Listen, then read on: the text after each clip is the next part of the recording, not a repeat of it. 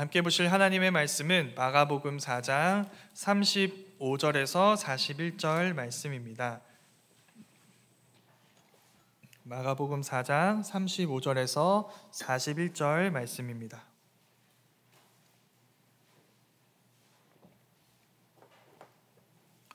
우리 한 절씩 교독하고 마지막 절을 합독한 뒤에 하나님의 말씀임을 고백하도록 하겠습니다. 제가 먼저 읽겠습니다. 그날 저물 때에 제자들에게 이르시되 우리가 저편으로 건너가자 하시니 그들이 무리를 떠나 예수를 배에 계신 그대로 모시고 가매 다른 배들도 함께 하더니 큰 광풍이 일어나며 물결이 배에 부딪혀 들어와 배에 가득하게 되었더라. 예수께서는 고물에서 베개를 베고 주무시더니 제자들이 깨우며 이르되 선생님이여 우리가 죽게 된 것을 돌보지 아니하시나이까 하니 예수께서 깨어 바람을 꾸짖으시며 바다더러 이르시되 잠잠하라 고요하라 하시니 바람이 그치고 아주 잔잔하여 지더라. 이에 제자들에게 이르시되 어찌하여 이렇게 무서워하느냐 너희가 어찌 믿음이 없느냐 하시니 함께 읽겠습니다. 그들이 심히 두려워하여 서로 말하되 그가 누구이기에 바람과 바다도 순종하는가 하였더라. 아멘. 살아계신 하나님의 말씀입니다.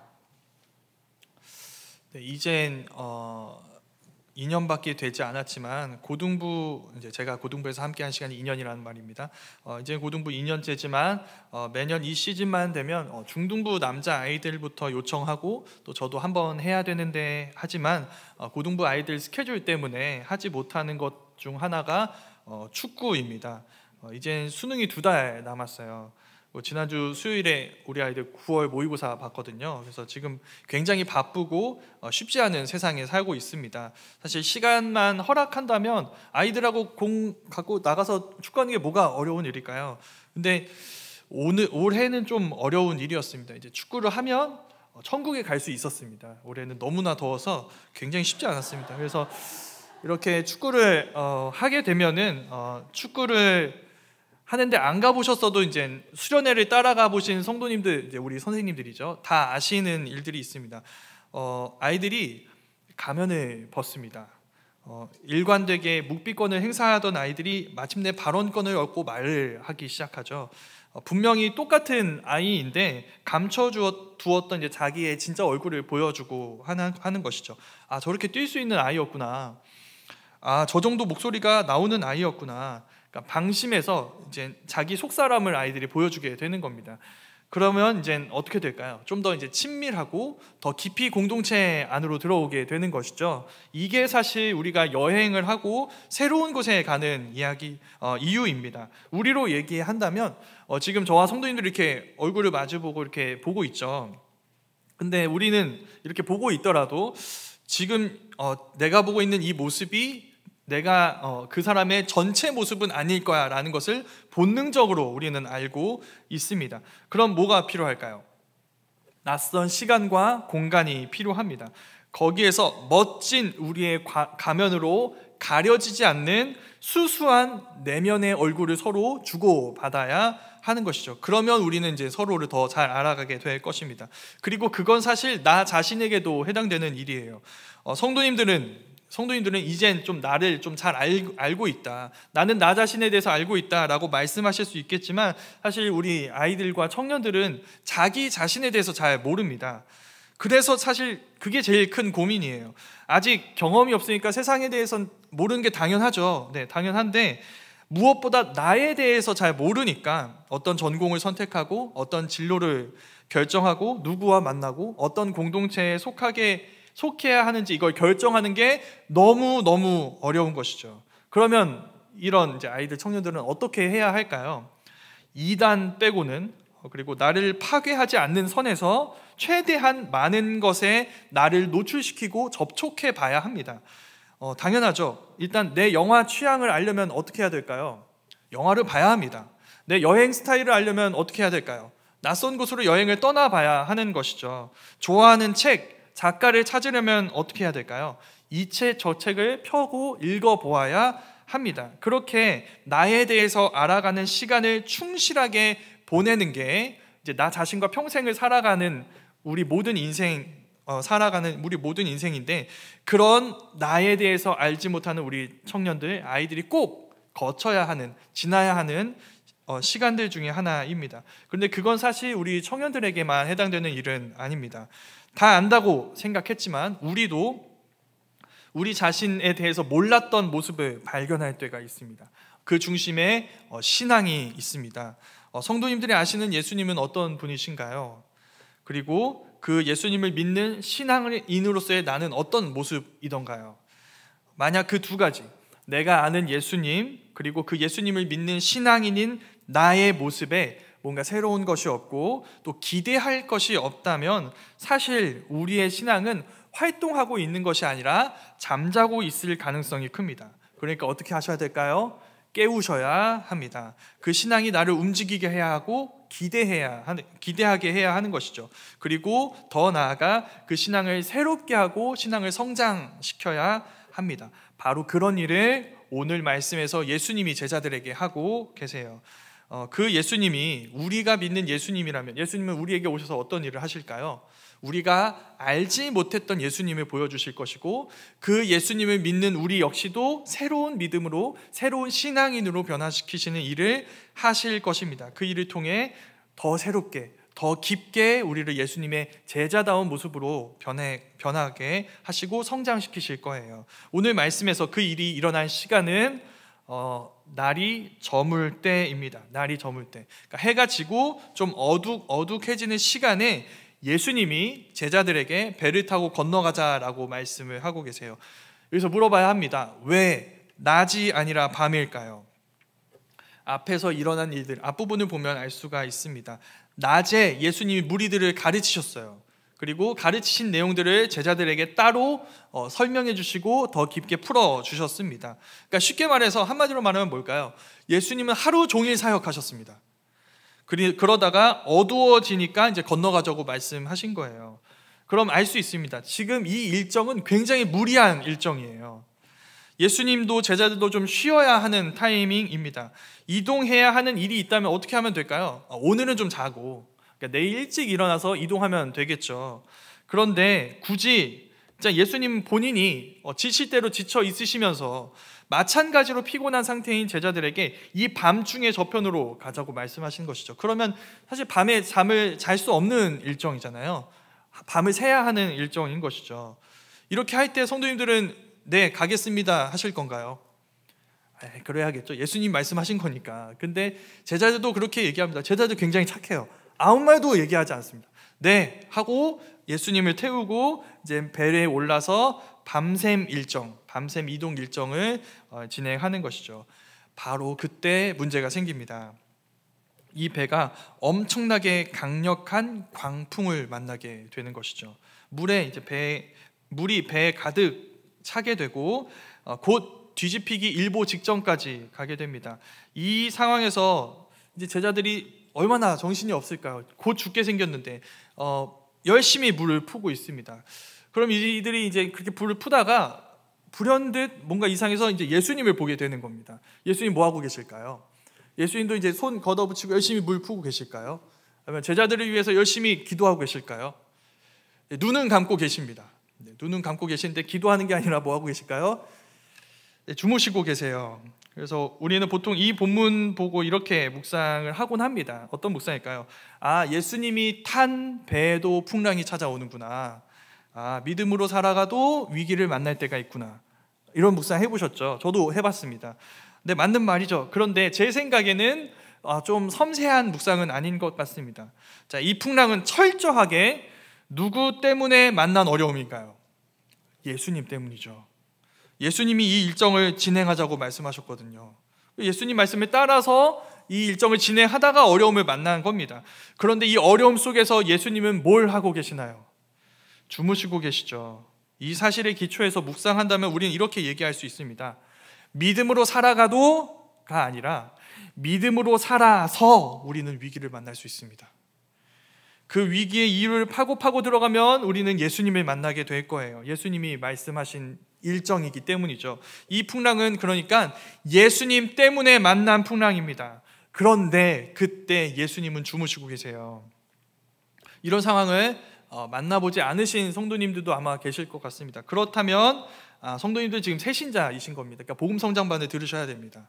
네, 복음 성장반 들으셨습니다. 그런데도 이런 일이 경험해 본 적이 없다 하시면 제자반을 들으셔야 됩니다. 제가 확신합니다. 제자반 들으실 때는 이런 일을 반드시 겪으실 것입니다. 네, 왜 그럴까요? 예수님의 제자들이 이런 일을 겪었기 때문이죠.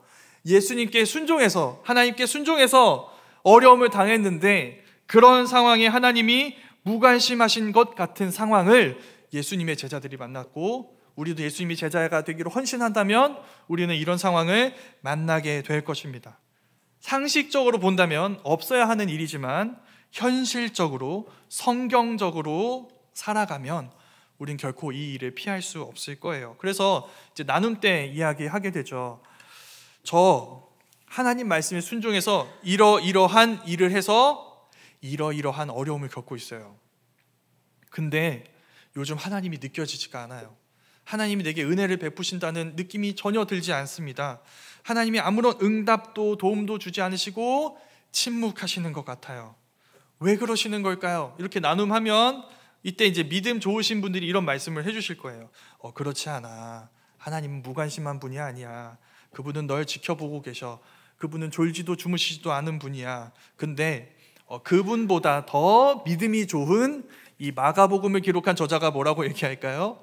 예수님이 주무시고 계신다고 하시죠. 네, 그 이야기를 우리에게 들려줍니다. 잠깐 한 1분 정도 눈을 감고 이게 졸고 계셨다 이렇게 얘기하지 않습니다. 돌려 얘기하지 않고 주무셨다고 이야기합니다. 그게 뭘 알려주는 걸까요? 이런 것입니다. 성도님들에게 이 어려운 상황에서, 믿음으로 살아갈 때 느끼는 어려움 상황에서 느껴지는 이 하나님의 무관심, 그 무관심에 대한 섭섭함과 서운함에 대해서 성경은 이해합니다. 거기에 대해서 다른 말을 해주지 않고 우리의 시선에서 그 일이 어떻게 느껴지는지, 우리는 솔직하게 섭섭하게 느껴진다, 이것을 우리에게 들려주고 보여주는 것이죠. 그래서 우리의 마음을 이해하는 것을 알려주는 것입니다. 그러니까 성경은 하나님의 시선에만 관심이 있는 게 아니라 우리의 시선에도 관심이 있고 그걸 무시하지 않는 것이죠. 지금 제자들이 보는 이 풍랑은 가벼운 풍랑이 아닙니다. 우리 성경에는 광풍이라고 번역되어 있는데, 광풍으로 번역된 이 단어는 이 부분 말고도 누가복음과 베드로후서에 한 번씩 나옵니다. 자, 마가복음, 누가복음, 베드로후서. 자, 이 여기에 쓰인 모든 말씀들의 공통점이 무엇일까요? 한 사람과 연관되어 있습니다. 바로 베드로예요. 베드로가 그 모든 풍랑 속에 있죠. 그렇죠. 누가복음에서는 이 말씀과 똑같은 사건, 그러니까 제자들이 광풍을 만난 사건을 누가가 기록할 때 그때 이 광풍 얘기가 나옵니다. 그럼 베드로후서에서는 어떤 문맥에서 이 광풍이 나오게 될까요? 베드로후서 2장 17절 말씀인데 제가 읽어보도록 하겠습니다. 이 사람들은 물 없는 샘이요 광풍에 밀려가는 안개니 그들을 위하여 캄캄한 어둠이 예비되어 있나니. 여기서 광풍은 어떤 이미지일까요? 하나님의 심판입니다. 그러니까 인간이라는 존재가 만날 수 있는 가장 두려운 상황 아닌가요? 하나님의 심판. 자, 그 심판을 무엇으로 표현하는 걸까요? 광풍으로 표현하는 것이죠. 그러니까 그 정도의 무게를 지금 지닌 광풍을 만나고 있는 겁니다. 오늘 말씀은 게다가 그 광풍 앞에 큰이라는 이 형용사까지 붙여놓고 있어요. 그러니까 어마어마하게 큰 이 광풍을 만나고 있는 것이죠. 그때 주무시고 계신 예수님은 제자들 눈에 어떻게 보였을까요? 제자들이 예수님께 하는 말을 보면 그때 이 제자들의 마음이 어땠는지를 알 수가 있습니다. 우리가 읽은 38절 말씀에서 이렇게 얘기합니다.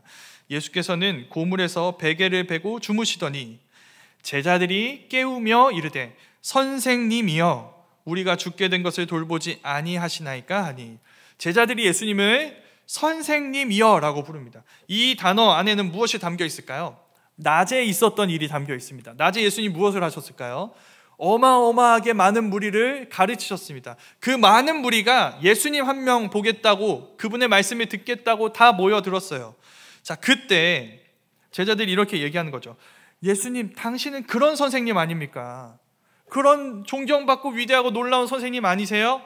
그런데 왜 그때와 이렇게 다르신 건가요?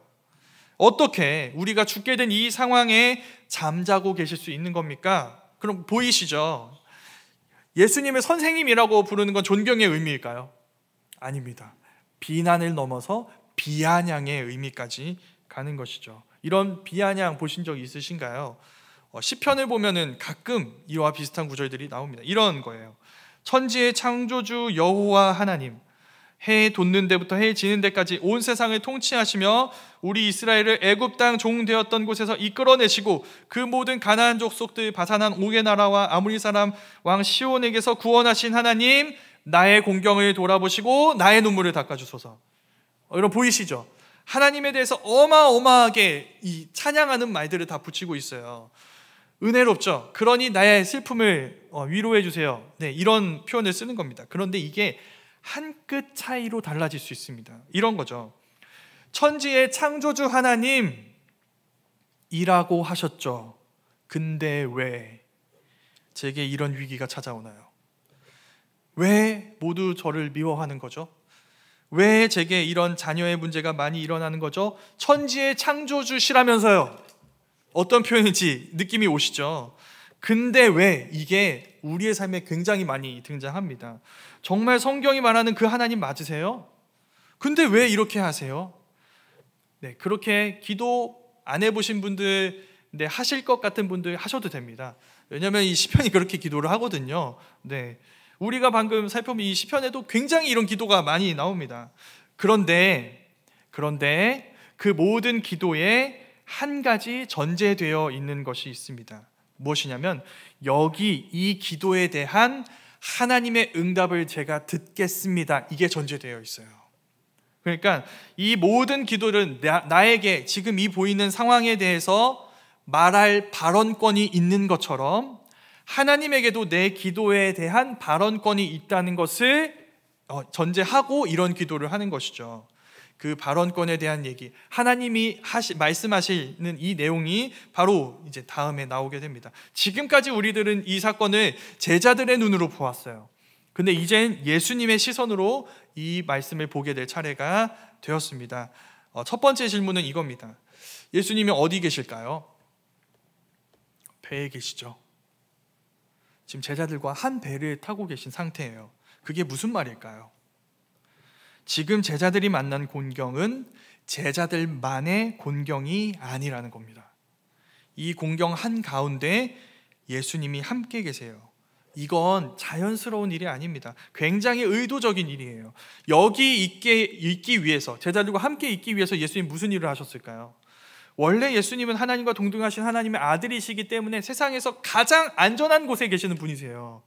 그런데 거기에서 사람이 되셔야 했습니다. 거기서 내려와 사람이 되셔야 했어요. 그리고 이 제자들을 찾아가서 부르시고 그들과 함께 생활하셔야 했습니다. 심지어 이 풍랑에서까지 예수님은 제자들과 함께 계세요. 그게 우리의 질문에 대해 우리의 오늘 말씀이 건네는 첫 번째 답변이자 위로입니다. 지금 예수님은 우리에게 관심이 있고 없고 이런 문제가 아니에요. 그냥 그 문제 속에 함께 계십니다. 관심 있고 없고를 따질 수가 없어요. 그냥 함께 계십니다. 우리의 문제가 예수님의 문제가 되게 하세요. 어떻게 이런데 무관심하다고 말할 수 있을까요? 그 상황에서 이제 제자들이 예수님을 깨우죠. 그래서 예수님이 일어나십니다. 이제 무엇을 하실까요? 한 번도 생각해 보지 못한 일을 하세요. 바람과 파도를 바라보시더니 꾸짖으세요. 바람과 파도를 꾸짖으세요. 잠잠하라 고요하라라고 말씀하시죠. 이 모습이 성도님들 어떻게 보시나요? 위험 있어 보이시나요? 사실 충격적이죠. 방금 주무셨다가 일어났으니까 좀 잠이 덜 깨신 건가, 꿈이라고 생각하시는 건, 이런 생각을 할 수 있어요. 왜냐하면 바람과 파도를 향해 이렇게 말하는 존재가 어디 있나요? 없죠. 충격적이죠. 그래서 제자들은 방금 예수님 불렀던 그 단어로 돌아가야 합니다. 뭐라고 예수님을 불렀죠? 예수님 누구시죠? 선생님이죠. 선생님이요, 이렇게 얘기했어요. 그런데 예수님이 지금 그 선생님의 선을 넘고 계신 거예요. 지금 폭풍우가 막 배를 덮치고 있는 이런 상황에서 바람과 파도를 향해 이야기하십니다. 이분은 누구일까요? 여기에 대해서 이제 C.S. 루이스라는 사람이 한 말이 있습니다. C.S. 루이스는 20세기 최고의 기독교 변증가, 그러니까 기독교가 왜 진리인가를 증명한 최고의 실력자예요. 그 사람이 순전한 기독교라는 책에서 어떤 이야기를 문제 삼습니다. 어떤 이야기냐면 이 세상이 예수님에 대해서 하는 이야기예요. 이런 사람들, 이런 얘기 아마 들어보셨을 거예요. 나는 예수를 기독교가 말하는 것처럼 신적인 존재, 그걸로 인정하지는 않는다. 그런데 그를 위대한 도덕교사로 인정한다. 세계 4대 성인으로 꼽힐 만한 위대한 사람이라고 인정한다. 어떤 대답일까요? 이런 거죠. 나는 맹목적인 불신자들과 기독교인 어느 쪽도 아니야. 난 합리적인 사람이야. 라는 걸 보여주는 어떤 트레이드마크 같은 대답이죠. 난 예수를 위대한 도덕교사로 생각한다. 중간지대를 선택하는 거예요. 그럼 내가 합리적인 것처럼 보일 수 있고 맹목적이고 막 그런 사람으로 보이지 않을 수 있으니까. 근데 C.S. 루이스가 이걸 문제 삼습니다. 이렇게 반박하는 것이죠.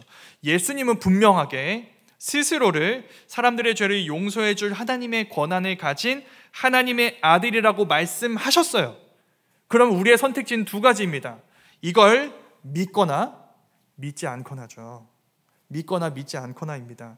그의 주장대로, 예수님의 주장을 말하는 거겠죠. 그가 정말 하나님의 아들이거나 아니면 그렇지 않은데 그렇다고 주장하는 미치광이 종교 사기꾼이거나.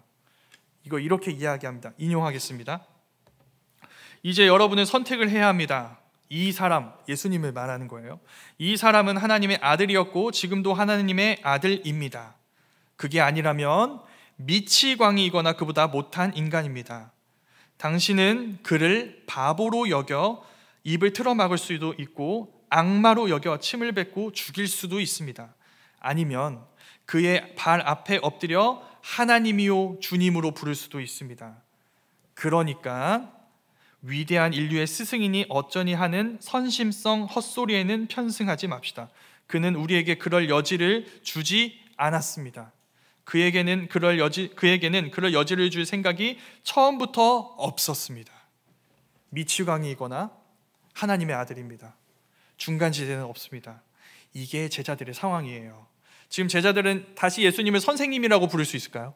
부를 수 없죠. 왜? 선생님의 선을 넘으셨습니다. 그분이 바람과 파도를 향해 말씀하세요. 이건 미치광이 아니면 정말 그렇게 말할 수 있는 권한을 가진 하나님의 아들이죠. 이 중에 두 번째 선택지와 관련돼서 특별히 이 하나님의 아들이냐 미치광이냐 이렇게 얘기를 했을 때 이 하나님의 아들의 포지션에 있는 이 선택을 생각했을 때 특별히 이 얘기를 광풍 이야기로 하는 이유가 있습니다. 자, 바람과 파도를 이스라엘 백성들이 보게 됩니다. 무엇을 떠올릴까요? 홍해 사건이죠. 그때 하나님이 홍해 앞에서 무슨 일을 하셨죠? 바람과 파도를 움직이셨어요. 그래서 이 사건 때문에 시편 기자들이 이렇게 노래했습니다. 시편 89편 9절 말씀입니다. 제가 읽어보겠습니다. 주께서 바다의 파도를 다스리시며 그 파도가 일어날 때에 잔잔하게 하시나이다. 무슨 말씀인가요? 주께서, 여호와께서는 그런 분이세요. 바다와 파도를 다스리실 수 있어요. 파도가 일어날 때 그걸 잔잔하게 하실 수 있습니다. 자, 앞에서 예수님은 미치광이거나 신적인 존재다라고 얘기했습니다. 자, 여기서 신적인 존재라고 했지만 구체적으로 말하면 이분은 누구시라는 건가요? 여호와 하나님이라는 것이죠. 그때 그렇게 일하셨던 여호와 하나님. 자, 미치광이인가 여호와 하나님인가? 뭐가 정답일까요? 39절 뒷부분에서 이렇게 이야기합니다. 바람이 그치고 아주 잔잔하여지더라. 그리고 예수님이 꾸짖으시죠. 어찌하여 무서워하느냐? 너희가 어찌 믿음이 없느냐? 제자들이 이 얘기를 듣습니다. 어떻게 반응했을까요? 이제 광풍이 멈췄어요. 이제 죽을 위기에서 벗어났어요. 그럼 이제 마음이 조금 놓일까요? 이제 평화로워졌을까요? 아니요. 지금 제자들이 누구 앞에 있는 건가요? 더 이상 선생님이 아니에요. 광풍을 잠재우시고 그들의 믿음 없음을 꾸짖으시는 여호와 하나님의 권세 앞에 있습니다. 그래서 제자들은 서로 두려워하면서 이야기해요. 대체 이분이 누구시기에 바람과 바다도 순종하는가? 대체 이분은 누구실까요? 이 질문을 하게 하는 이 이야기를 볼 때 사실 유대인들이 먼저 떠올렸을 이야기가 있습니다. 다른 이야기가 있어요. 이 이야기와 굉장히 비슷합니다. 그리고 이 이야기를 굉장히 노골적으로 상기시켜주는 어떤 한 사건이 있어요. 바로 요나 이야기입니다. 지금 예수님의 탄 배가 그랬던 것처럼 요나가 탄 배도 풍랑이 찾아왔죠. 요나의 배에 탄 선원들이 이 위기에서 벗어나려고 노력했던 것처럼 예수님의 제자들도 이 위기에서 벗어나려고 노력했습니다. 그런데 둘 다 실패했죠. 그때 요나가 잠자고 있었습니다. 예수님도 주무시고 계셨죠. 그래서 제자들이 예수님을 깨우고 선장이 요나를 깨우게 됩니다. 그때 요나의 배가 만난 이 풍랑이 어떻게 잠잠해질까요? 요나를 바다에 던졌을 때입니다. 바로 거기가 포인트예요. 이 요나의 모습이 예수님이 당하실 일을 예고하고 있는 겁니다. 지금 제자들이 삼키려고 하고 있는 이 풍랑은 사실 더 큰 진짜 풍랑을 예고하고 있어요. 제자들이 만난 위기는 우리의 위기를 보여줍니다. 우리가 앞에서 잠깐 나눈 내용이죠. 베드로 후서에서 이 풍랑으로 무슨 얘기를 하고 있었죠? 하나님의 심판 이야기를 하고 있었습니다. 바로 그것이에요. 우리는 죄인입니다. 죄인은 끔찍한 존재예요. 그가 가진 것이 무엇이고 하는 것이 무엇이고 버는 돈이 얼마이고 이 사람을 추앙해주고 칭찬해주고 인정하는 사람이 몇 명이고 아무 상관없습니다. 그는 하나님의 심판을 받게 될 거예요. 그 심판을 피할 수 없습니다. 그 심판에서 벗어날 수 없고 이길 수 없어요. 그런데 예수님이 그 심판 앞에 놓인 죄인들을 찾아오시는 겁니다. 그 풍랑 한가운데 있는 우리들을 찾아오시는 겁니다. 그리고 어떻게 하실까요? 요나와 마찬가지로 자신을 그 심판 속에 던져서 그 풍랑을 잠잠하게 하시는 것이죠. 이게 우리가 고백하는 십자가 사건의 의미입니다. 그런데 그 십자가 사건이 요나의 사건과 다른 점이 있습니다. 무엇일까요? 요나는 자기 죄 때문에 풍랑에 던져졌습니다. 예수님은 예수님의 죄가 아니라 우리의 죄 때문에 일어난 풍랑에 자기 자신을 던지세요. 우리의 죄 때문에 십자가에 자신을 내어주시는 겁니다. 이게 예수님께 너무너무 고통스러웠습니다. 너무너무 괴로운 순간이었어요. 그래서 그 순간이 오기 전에도 겟세마네 동산에서 예수님이 땀방울이 핏방울이 되기까지 간절하게 기도하고 계셨습니다. 그때 제자들 뭐하고 있었을까요? 자고 있었습니다. 제자들이 이렇게 얘기했죠. 선생님, 우리가 죽게 된 것을 돌아보지 않으십니까? 아니요, 예수님 돌아보셨어요. 예수님 제자들과 한 배에 타고 계세요. 그리고 그 풍랑 앞에서, 그리고 우리 인생이 만나게 될 그 어마어마한 하나님의 심판이라는 풍랑 앞에서 자기 생명까지도 아끼지 않으시고 우리를 돌아보시고 거기서 우리를 건져내셨어요. 근데 그때 제자들은 예수님을 돌아보지 않습니다.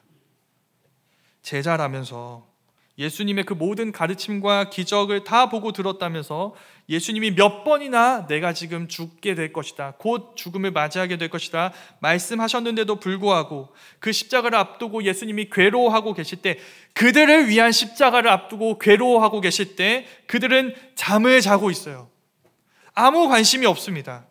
그런데 그럼에도 불구하고 예수님은 그 길을 걸어가세요. 홀로 외롭게 그 십자가의 길을 끝까지 걸어가세요. 이 제자들을 위해서. 이게 제자들의 질문에 대한 대답입니다. 이분은 누구신가요?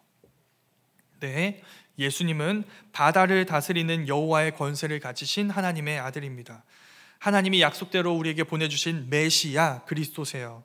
우리를 위해 자기 생명까지도 아끼지 아니시고 내어주심으로 우리를 죄와 심판이라는 그 어마어마한 풍랑에서 건지신 우리의 왕, 우리는 그분의 백성이죠. 그 답변 앞에서 우리는 이렇게 다시 질문하게 됩니다. 어떤 질문일까요? 우리가 누구이기에? 라는 질문이에요.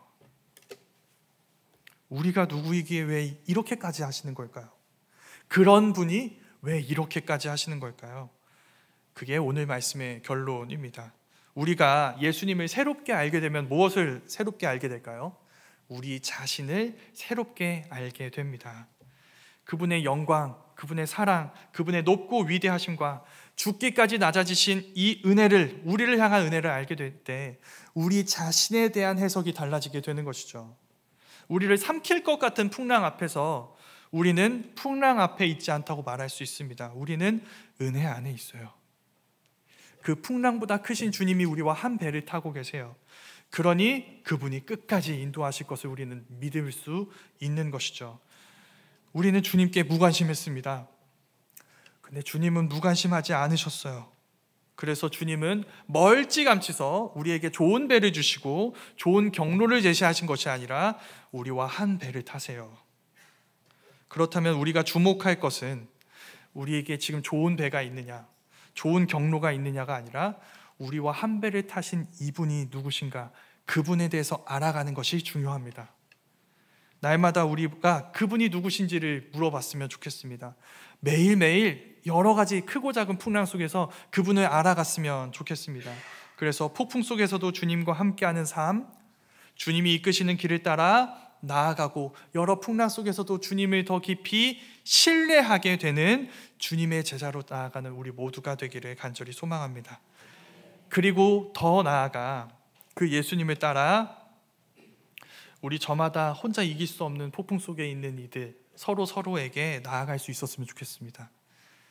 모두가 안전하고 평안한 길을 찾고 거기에 머물러 있기를 원할 때 우리 모두 주님이 우리에게 그러셨던 것처럼 서로의 폭풍 속으로 함께 나아가 그들을 지켜주고 붙들어주고 함께 그 폭풍을 견뎌내 줄 수 있는 그런 공동체가 될 수 있었으면 좋겠습니다. 거기서 우리 모두 주님을 보고 주님을 드러내고 주님을 알아가게 될 것입니다. 우리 시간